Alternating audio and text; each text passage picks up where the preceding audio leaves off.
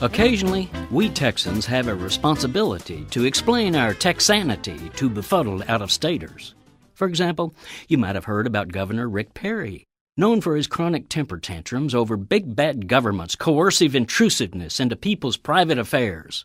So, how can we explain the fact that his top legislative priority this year is not to cope with the $27 billion budget deficit he's run up, but to require that all Texas women facing the gut-wrenching decision of whether to have an abortion must first undergo a state-mandated sonogram?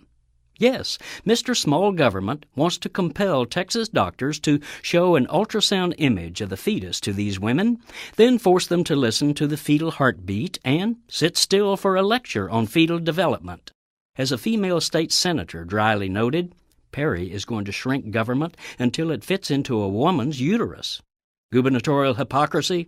Not at all, insists Perry, who points out that women can avoid his version of big government intrusion simply by choosing not to get pregnant. And you'll be glad to know that he's been super helpful in preventing unwanted pregnancies by making Texas the nation's #1 provider of abstinence-only sex education. Unfortunately, this abstinence-only doctrine has resulted in Texas also having the nation's third highest teen pregnancy rate. But Perry is undeterred by inconvenient facts. Abstinence works, he recently told an interviewer. But, he was asked, what about all those teen pregnancies? It works, he reiterated.